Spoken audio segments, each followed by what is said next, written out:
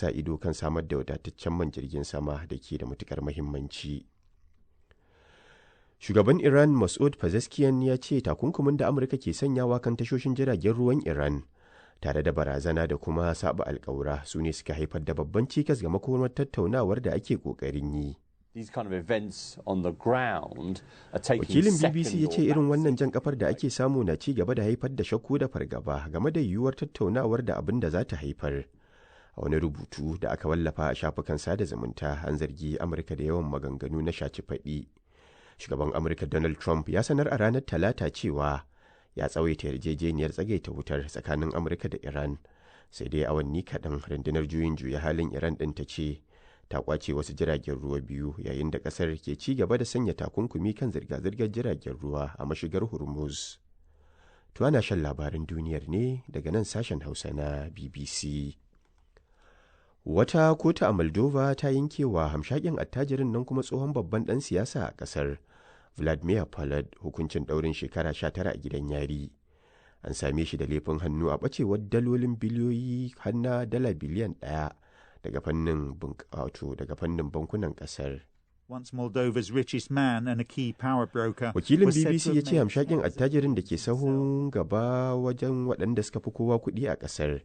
Bayanai sun nuna cewa ya samu riba mai girman gaske da take miliyoyin daloli. Kotun ta kuma bayar da umarnin kwace kadarorinsa da darajarsu ta kai dala miliyan 60, amma ya ce zai ɗaukaka ƙara inda ya kira shari'ar da yarfan siyasa. Hamshakin attajirin wanda a baya shine mafi ƙarfin tattalin arziki bayan watanni 3 kacal da fara aiki. Matakin na zuwa ne bayan jerin nashin nasarar da ta jefa ƙungiyar da ke London zuwa matsayi na 7 a teburin gasar. Mai horaswar ya tartaba hannu kan kwantaragin shekara 5.5 ne a watan Janairun da kungiyar kenan. Mataimakin mai horaswa Callum McFarlane shi ne zai ci gaba da rike ragamar jagorancin kungiyar har zuwa ƙarshen kakar wasan nan ta bana. To ƙarshen labarin duniyar kenan daga nan sashen Hausa na BBC. Da gaida Ahmad Kabo Idris da labaran duniya.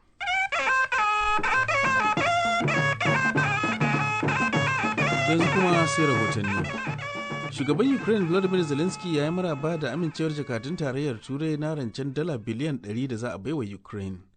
A wata sanarwa da ya fitar a kafar sada zumunta, Mr. Zelensky ya ce tarayyar ta aike wa Rasha sakon da ya dace.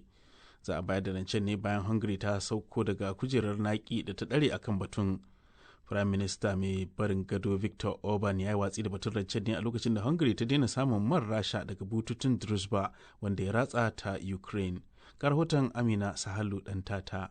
Jami'an sun ce jakadun tarayyar Turai da suka yi taro a Brussels sun ba da amincewar farko ga rancen da kuma wani shiri na 20 na takunkumi ga Rasha. A yanzu ana sa ran za a sanya hannu kan yarjejeniyar a ranar Alhamis. Ko da yake an amince da yarjejeniyar a watan Disamban da ya gabata, Viktor Orban na Hungary ya yi watsi da biyan kuɗin a watan Fabrairu. Bayan da Ukraine ta ce barnar da harin Rasha ya haifar ya dakatar da kayayyaki. Ukraine ta ce bututun mai ya lalace bayan yajin aikin Rasha. Amma majiyoyin mai da na gwamnati na Ukraine sun shaidawa jami'ai a Hungary da Slovakia cewa ana sake fara aikin famfo. Sa'o'i bayan da jakadun tarayyar Turai suka fara tattaunawa kan bashin, Orban ya buƙaci man ya sake sauka kafin a biya bashin, kuma Ukraine ta tabbatar da cewa an kammala gyaran a ranar Talata. Kayan da ya sha a zaben da aka yi a ranar Lahadin da ta gabata ya kuma share fagen shiga tarayyar Turai,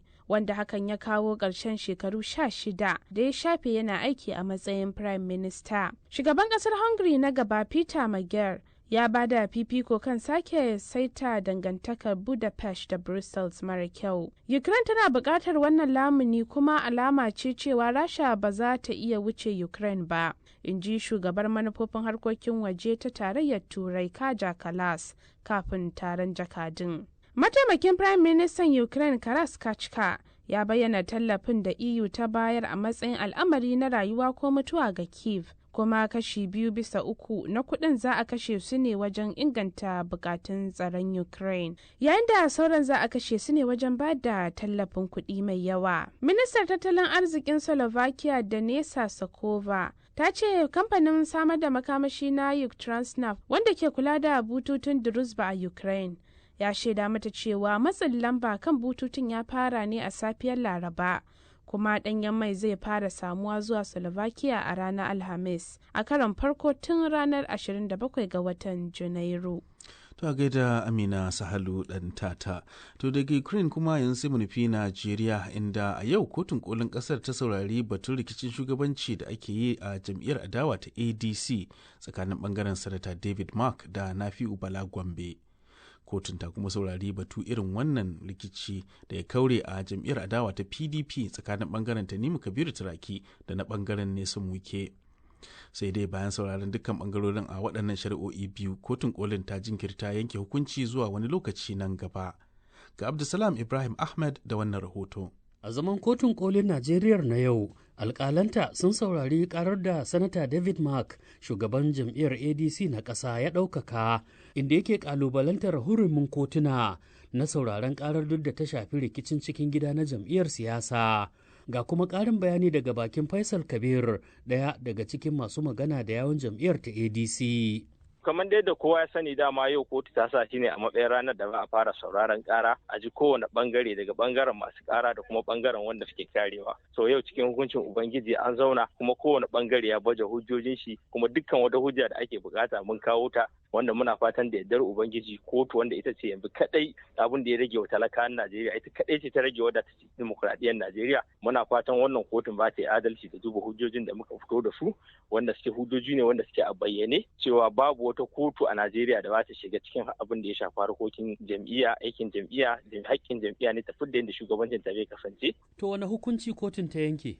Kotu za ta yi ta ji bayanan kowane bangare, kuma cikin yardar Ubangiji za ta yi magana da lauyoyin kowane bangare akan lokacin da za ta yanke hukunci. To yanzu muna jiran lokacin da za ta yi magana da wa'annan lauyoyi namu domin su sanar da mu lokacin da za ta yi wannan hukunci. To ku me damuwar ku kuka kai ƙara? Damuwar mu anan ita ce mun yi duba da sahi na 83 na sabon kundin zabe, wanda ya ce kotu ba ta da hurumi akan abin da ya shafi jam'iyya. Wannan ne yasa muka kalubalanci karar da aka kai mu a gaban kotun gwamnatin tarayya da ke Abuja. Muka ce kotun ba ta da wani hurumi, da haka muna buƙatar kotun koli ta sanar da ita cewa ba ta da wani hurumi a cikin wannan shari'a, da haka da yi wafi da wannan shari'a. Shine abin da muke nema. Kotun kolin ta Najeriya ta kuma saurari karar da bangaren jam'iyyar adawa ta PDP na Kabiru Tanimu Turaki ya shigar, kamar yadda Farida Umar, mai magana da yawun jam'iyyar, ta bayyana. Sun ji mu yau, kuma muna da yakini akan cewa ƙarar da muka ɗauka kaɗin nan za su yi adalci insha Allah. Duk sun san yau demokradiyya tana cikin wani hali, kuma kotun koli shine last hope of the common man. To me ƙarar taku ta kunsa? Kan maganar convention ɗinmu ne shine mafarko tukuna, duk dokokin da ya kamata mu yi da kai ne daga farko har karshe duk mun bi ta gaba ɗaya. Saboda haka mun sake ɗaukaka kaya akan maganar convention, akan tsayayyen shugabanci a karkashin Turaki. To wani hukunci kotu ta yanke a zaman na yau?